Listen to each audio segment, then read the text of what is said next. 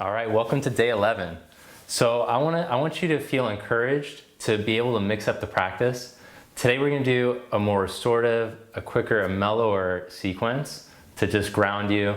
But if you're feeling today like you want to get after it, you could do Monday's video and then do this after to cool down.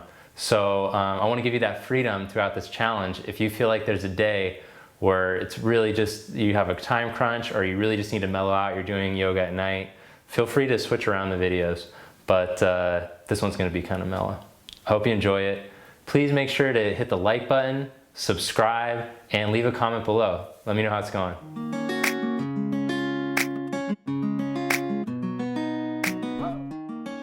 Okay, so we're going to start off lying down, lie down on your back, and have your strap or your towel nearby. We're going to use a strap and a block as usual for today's class. All right, so just start first by finding neutral for your pelvis. You're not tucked, you're not arched, but you're in that sweet spot so that your pubic bone and your frontal hip bones are on the same plane. Go like that. The block goes even across them. So that's a good way to judge. All right, I take the block off to the side next to my right hip. Now I try to maintain that neutral pelvis as my right knee comes in. Are you able to do that? Or does your lower back flatten and your pelvis twist? Then stretch your left leg out. So it's just a real basic, just teaching your pelvis to hold that. All right, then change sides. So bend both knees. Can you bring the left knee in, or is there too much tension in the front of the hip? You might even only be able to hold the back of the leg. So just start to pay attention. We want to be able to practice stability and movement. And then slowly start to stretch the right leg without the pelvis torquing.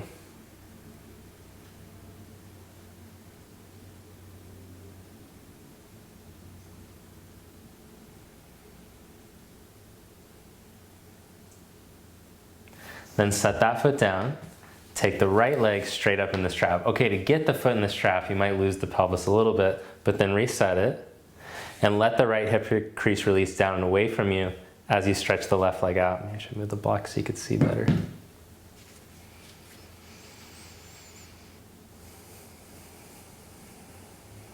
Let the right thigh bone plug into the socket and release down.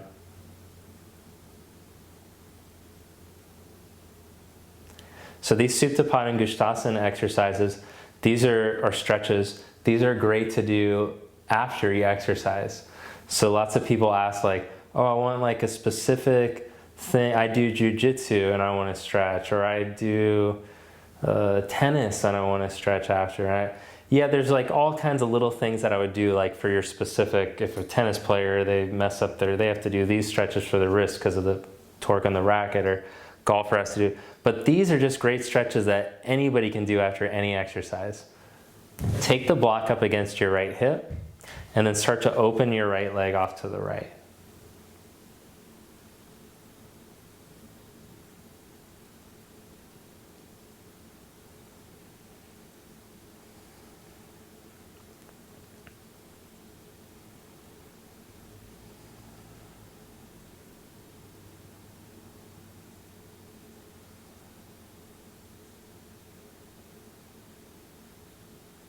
Bring your leg back up and change legs. Bend your right knee, take your left leg up. All right, so the pelvis loses its neutrality a little bit. Find it again, Switzerland style, then stretch the right leg out.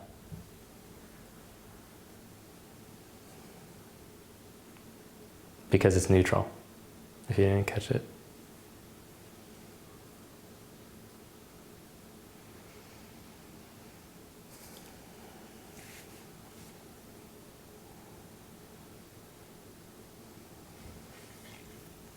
Then take the block over to the other side.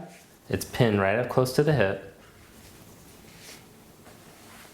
Open the leg to the left.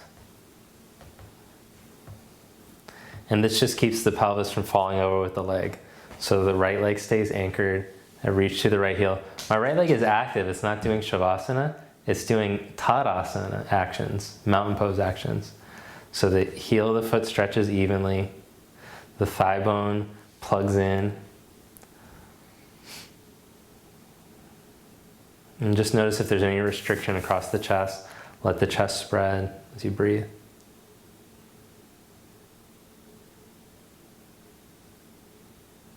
And bring your leg back up and release, supported bridge.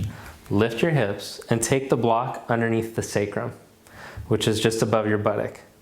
Let the buttock fall off so it feels like the sacrum is even on the block.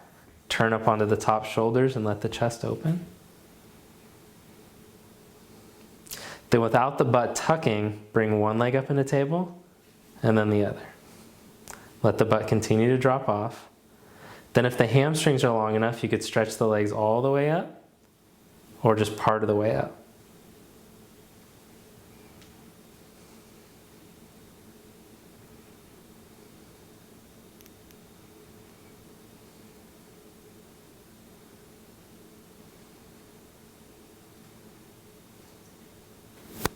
Then bend your knees, set your feet down, turn the block the other way. Now put the middle of the tailbone on the block. So watch, the sacrum was on the block before, now I'm on the middle tailbone. I hold the middle tailbone on the block and stretch the right leg out. Oh, it's a really nice release through the front of the hip. The hips stretch this way down towards the feet, the chest stretches this way so that I don't hinge at one spot in my low spine, so that the low spine is lengthened evenly. Then change legs.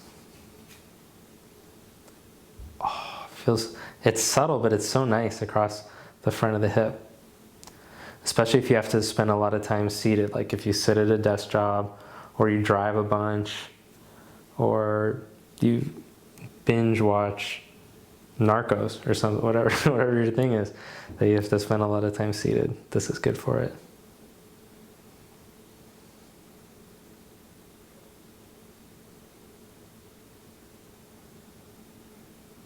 Then bend your knee, lift your hips up, move the block to the side, lower your hips down.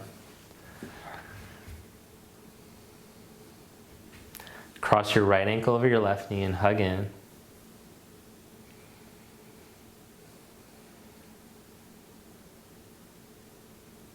Release, change the cross.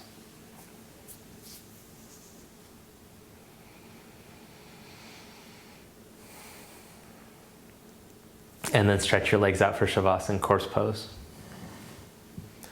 Like we've been doing, once the nerves start to calm down, and you feel the body drop, we'll practice breath observation, visualizing the 3 parts of the lungs, and seeing if you can pause at the top of the inhalation, suspend the breath for a moment or two before you slowly let all the air out.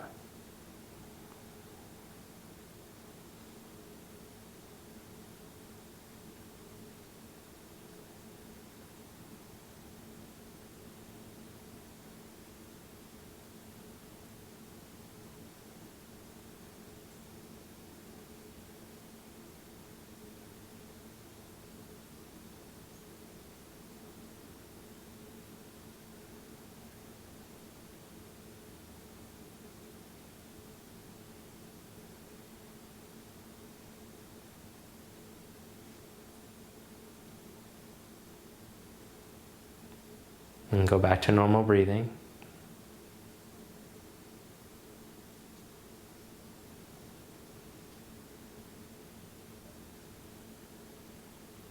Bend your knees and roll off to your right side. Press yourself up. Bring your palms together. Thanks. Namaste.